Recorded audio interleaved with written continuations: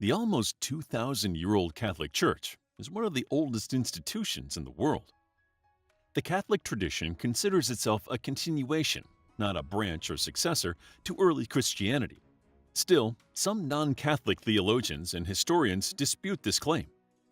For the sake of this video, we shall start at the perceived beginning of Catholicism by its followers, which lay with its Messiah, Jesus Christ.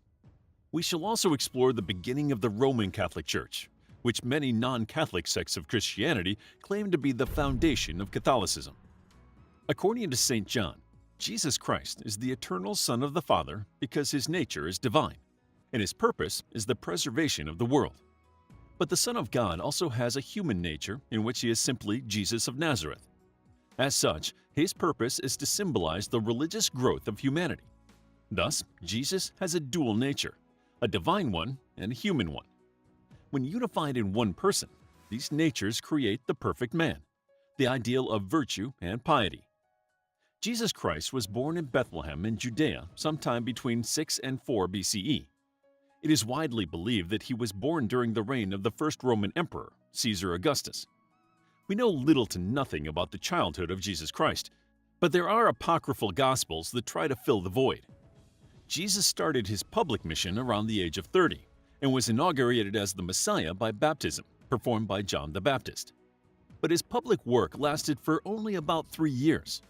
The most profound meaning of the history of the Christian religion, and subsequently Catholicism, is condensed in these 3 years. Jesus was a Jew, and he was introduced to Jewish teachings. His teachings never left the sphere of Jewish beliefs, but he expanded on them and gave them a new meaning.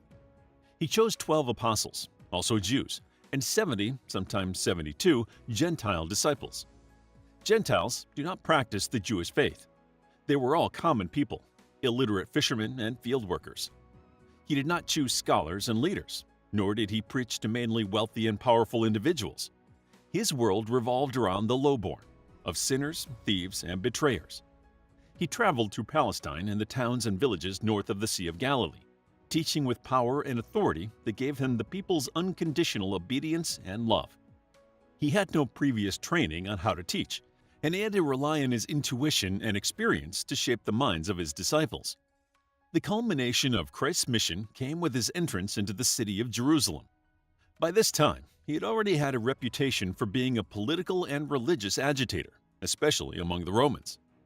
Much of what we know about Jesus and his life comes from the Gospels written by the 4 evangelists, Mark, Matthew, Luke, and John.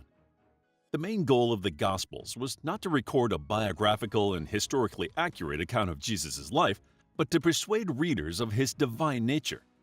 The Gospels were written some 40 years, some even say 70 years, after the death of Jesus Christ. Their authors never claimed to know the life of their Messiah. They simply wrote down what remained in the collective memory of the Christian communities. It is this collective memory that lived on to form the Catholic Church. The Christian faith began with the act of resurrection. Before that, Jesus was regarded as the Messiah of an already existing faith, Judaism. But early Christianity wasn't anything like we know it in the modern day. It was still just a branch of Judaism, and its followers were members of an apocalyptic messianic Jewish sect. Resurrection was not a new concept in Judaism, as early Christians did not see themselves as followers of a different faith. They only thought that Jesus' resurrection gave a new meaning and clarity to their religious sentiment. It is essential to understand that at this point, Christianity was still not a religion on its own. It was a sect within Judaism. Therefore, the apostles didn't spread a new faith, but rather a new thought within the already existing one. The apostles and their followers remained faithful to the temple and Judaic law. But not all Jewish leaders welcomed this new sect and the belief that Jesus was the promised Messiah. The spread of Christianity was not an explosive event. Instead, it occurred gradually.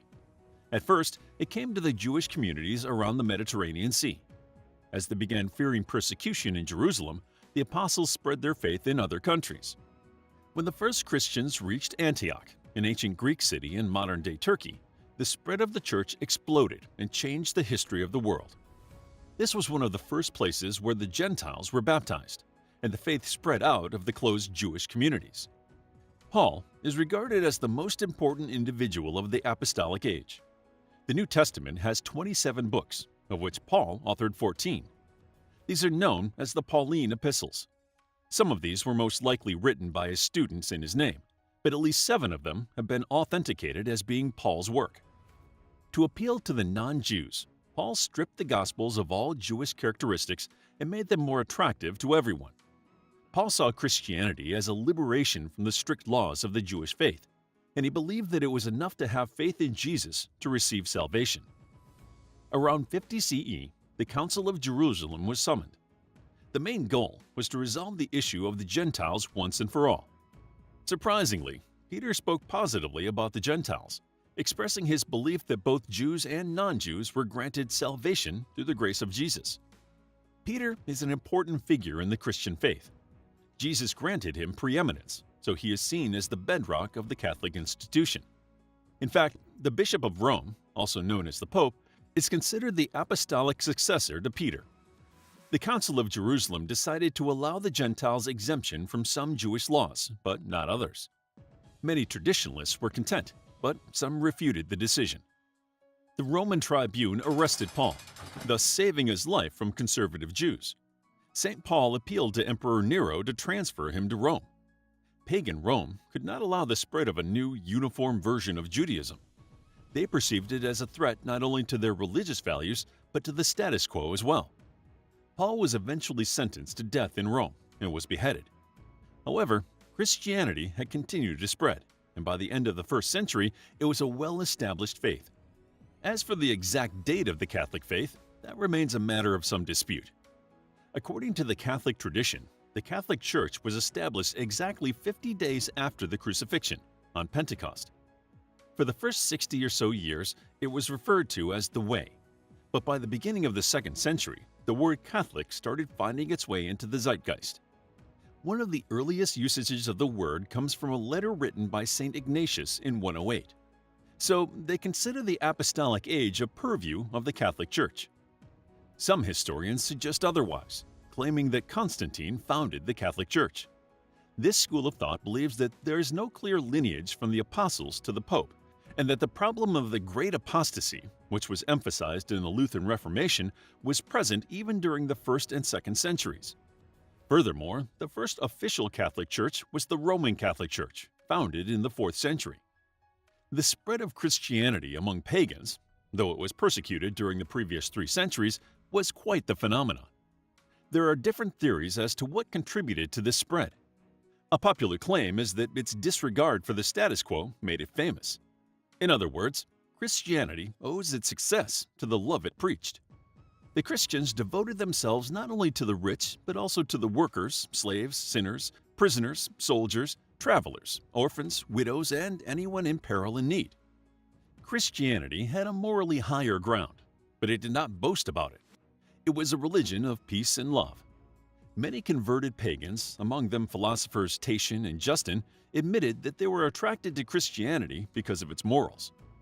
While there was a hierarchy of the missionaries, apostles, and other officials of the Christian Church, it had become a well-defined system by the 2nd century with authorities such as bishops, priests, and deacons. This organization came in the form of the monarchical episcopate, shortly after the first epistle of Clement. The Church built its structure on 3 doctrines: the bishops, who were the apostles' direct successors, the canonical scripture, and the authoritative creed. Over the years, the Church of Rome had raised itself above the other churches because it claimed to be the seat of Saints Paul and Peter. It became even more powerful when Christianity was adopted by the Roman emperors, especially Constantine. In 313, he met with Licinius, who ruled part of the empire, and pressured him into agreeing on complete religious tolerance. The Edict of Milan, which allowed Christians to be free and retrieve all of their property and preach their religion as they saw fit, was a major milestone. Gradually, Constantine started suppressing paganism. In his early days, he still acted as the supreme pontiff of the pagan religion, and he paid homage to the sun god. But later, he started publicly displaying Christian symbols and imposing various restrictions on pagan ceremonies and rituals. According to tradition, he converted to Christianity in 312. Constantine's genuine acceptance of Christians would only come once he began identifying the state's interests as being the same as the Church's interests. He hoped to achieve the unity of the state and the church, and he would use his imperial power to meddle in religious affairs. In 324, Constantine became the sole ruler of the entire empire. In 325, the emperor gathered more than 200 of the empire's bishops in the First General Ecumenical Council, known as the First Council of Nicaea. He took a personal interest in the debate and even joined the council on a few occasions. But it seemed that the matter wouldn't be easily settled, and it continued to bring disunity in the church until the death of Constantine in 337. The answer to when did Catholicism start will be different depending on who you ask. Some will point to Constantine's unification of the state and the church, while others draw a papal lineage from Peter and the church fathers. There is no simple answer, and it is a multifaceted question that people have argued about for centuries. Just like any other religion, there is no absolute common ground. The Catholics believe their church was founded by none other than Jesus Christ, and they draw their spirit from the ancient period and the tradition of the early centuries. The popes felt it was their duty to preserve the purity of the faith. The only way they knew how to do that was by preserving the old doctrines, dogmas, and traditions. Others claim that Catholicism as a branch may have emerged anywhere between the 1st and 4th centuries, but that it did not derive from the Messiah himself. To learn more about how Catholicism started, check out our book, Catholic History, a captivating guide to the history of the Catholic Church, starting with the teachings of Jesus Christ through the Roman Empire and Middle Ages to the present. It's available as an ebook, paperback, and audiobook. Also, grab your free Mythology Bundle ebook while it's still available. All links are in the description. If you enjoyed the video, please hit the like button and subscribe for more videos like this.